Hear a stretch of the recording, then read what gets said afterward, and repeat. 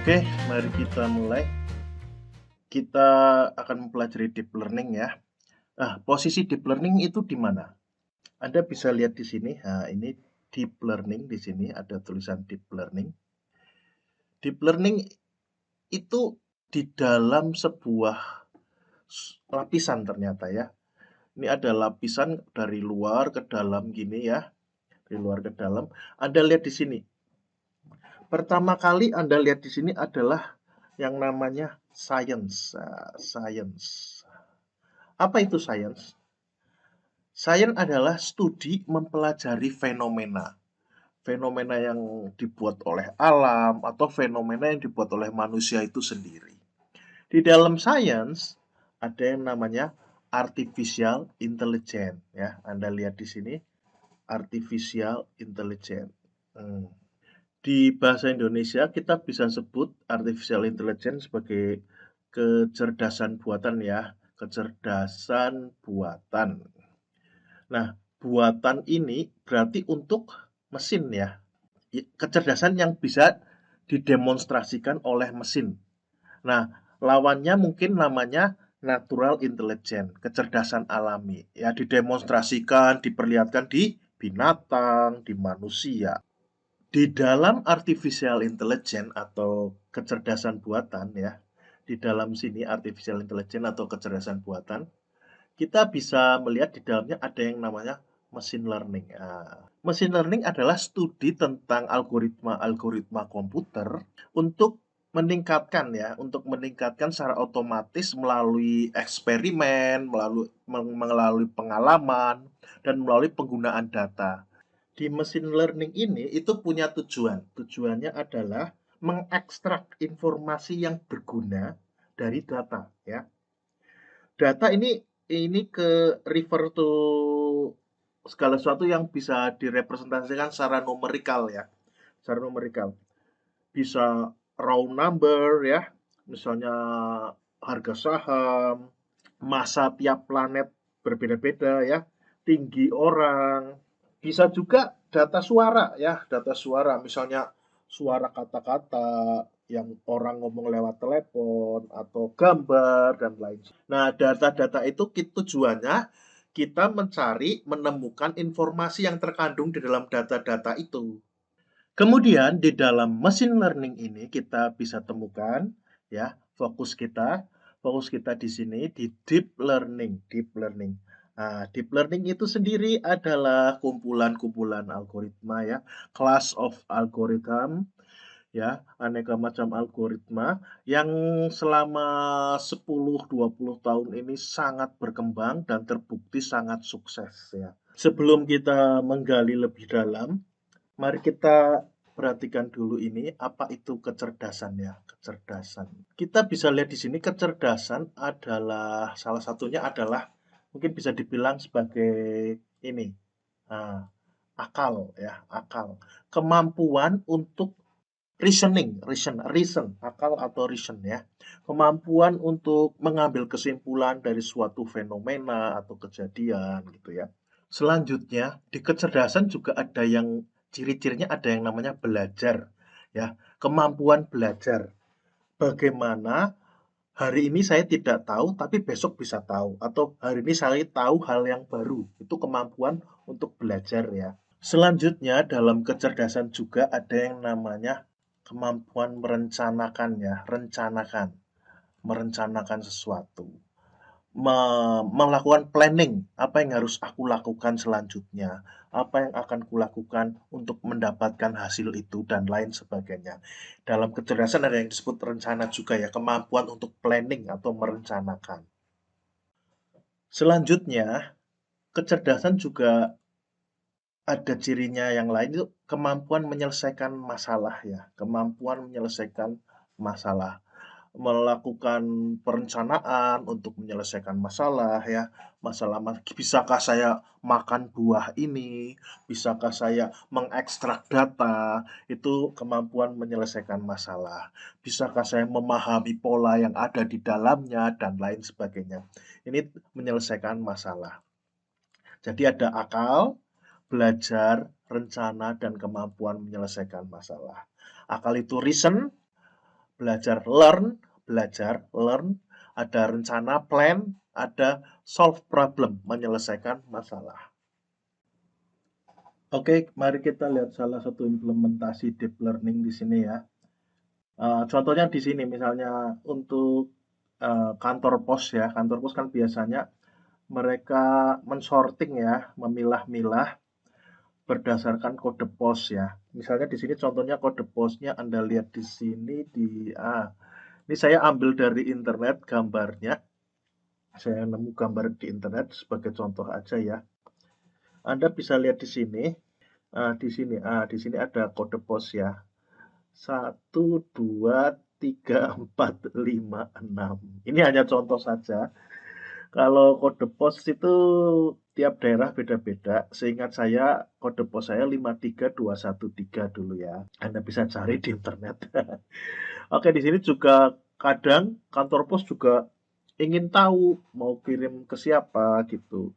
Misalnya di sini tujuan kirim kemana gitu ya, Mister siapa gitu. Terus ini alamatnya di mana, kode posnya berapa dan lain sebagainya. Itu di surat ya, surat yang masih kertas itu, bukan email. Jadi kantor pos harus memilah-milah dan kadang itu butuh waktu lama membaca satu-satu ya, membaca tulisan tangan biasanya. Ini contoh ini bukan tulisan tangan ya, tapi biasanya orang menulis alamatnya, kode posnya dengan tulisan tangan. Jadi mereka butuh sistem untuk bisa membaca tulisan tangan itu ya. Ini salah satu aplikasi deep learning di sini. Jadi bisa membaca tulisan tangan, kemudian otomatis mengetahui apa ada kode posnya, alamat yang dituju siapa, namanya di mana, begitu. Salah satu contoh dari deep learning, aplikasi deep learning, implementasi deep learning adalah ini. Contohnya di sini sistem pengenalan wajah ya, face recognition ya, di mana aplikasi di mesin itu bisa mengenali wajah orang ya. Misalnya namanya siapa, misalnya dia bisa mengenali misalnya ini namanya Budi. Budi, bahkan dia bisa bisa mengetahui umurnya Budi, misalnya umurnya Budi 20 tahun dan lain sebagainya. Anda bisa melihatnya di smartphone-smartphone terbaru atau di tablet-tablet terbaru ada fitur pengenalan wajah. Oke, mari kita lanjutkan. Di sini kita akan membahas teknik-teknik di deep learning ya. Salah satunya namanya unsupervised learning. Unsupervised. Unsupervised, apa itu supervised ya? Kata kuncinya di sini. Maaf. Kata kuncinya di supervised ini. Supervised. Supervised itu artinya label. Un itu tanpa ya. Jadi tanpa dilabelin. Belajar tanpa pengawasan atau tanpa dilabelin. Misalnya di pelabelan, contohnya tadi contoh di kode pos, angka 1 bentuknya seperti itu, maka itu disebut angka 1. Angka 7 bentuknya seperti itu, disebut angka 7. Berbeda dengan unsupervised learning yang tanpa pelabelan. Hasilnya misalnya saya kasih contoh di sini, ada data seperti ini. Hasilnya adalah jika kita masukkan ke unsupervised learning ya, kita masukkan ke teknik unsupervised learning, hasilnya bukan pelabelan tadi, tapi adalah klaster-klaster ya, klaster-klaster misalnya, oh pola yang sama, dia klasterkan jadi satu ya.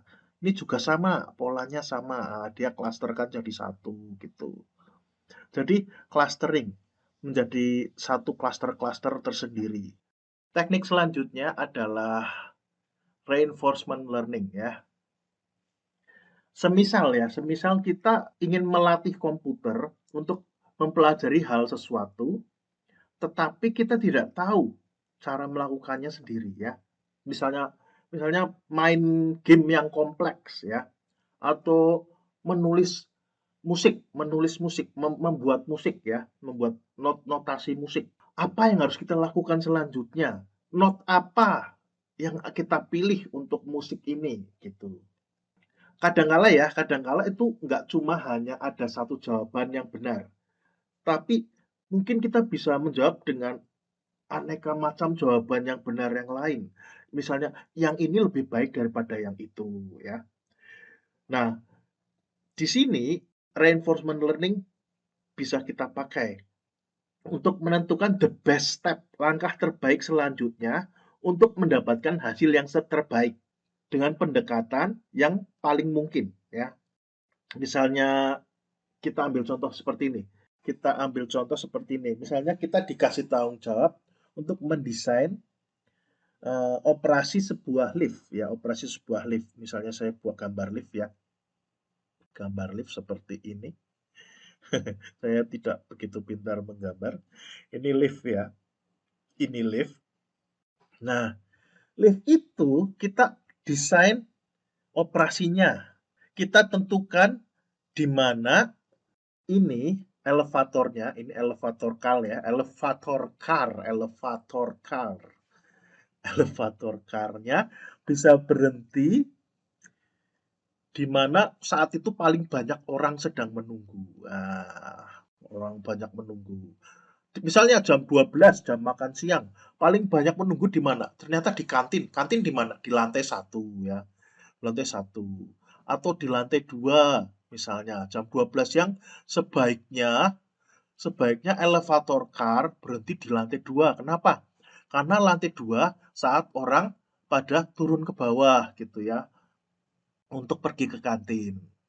Jam 12.30 ya, jam 12 turun ke bawah, 12.30 makan udah selesai, cepet banget ya, makan selesai 12.30, naik lagi ke atas, ke lantai 3 misalnya untuk rapat ya. Sampai selesai di lantai 3, misalnya jam 15 rapatnya lama, sampai jam 3, kemudian turun lagi ke bawah. Nah, jadi elevatornya jam 3 di sini, jam 12 di sini, seperti itu. Nah, ini misalnya untuk meminimalisasi waktu tunggu ya dari penumpang yang menaiki liftnya, begitu. Teknik selanjutnya supervised learning, dan seperti kita ingat sebelumnya, supervised di sini berarti label, sinonim dengan pelabelan ya, pelabelan.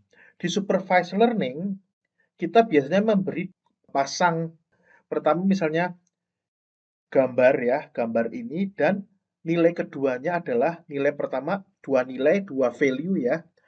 Pertama gambarnya, gambar foto ini, kemudian value yang kedua adalah labelnya ya, labelnya. Dan ini dua pasang ini ada di dalam dataset.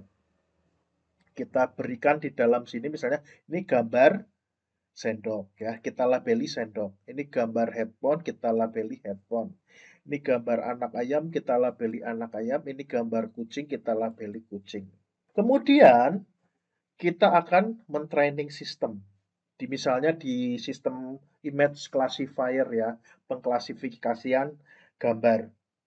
Dengan tujuan objek yang paling keluar di situ, di foto itu, kita bisa menebak ya, mesin bisa menebak gambar apa di situ. Misalnya di sini objek yang paling dominan adalah anak ayam ya, kemudian komputer menebaknya anak ayam gitu. Bisa juga ini mungkin komputer bisa salah, bisa saja. Misalnya ini menebaknya bukan kucing tapi macan karena mungkin ada kemiripan sedikit-sedikit di fiturnya begitu. Tapi secara keseluruhan supervised learning berarti adalah label, diberi label untuk semuanya, diawasi ya. Kalau bahasa Indonesia pembelajaran yang diawasi ya, disupervise. Oke, sampai di sini. Untuk selanjutnya akan saya buat video kelanjutan dari video ini. Semoga kita bisa melanjutkan belajar kita bersama tentang deep learning ini. Oke.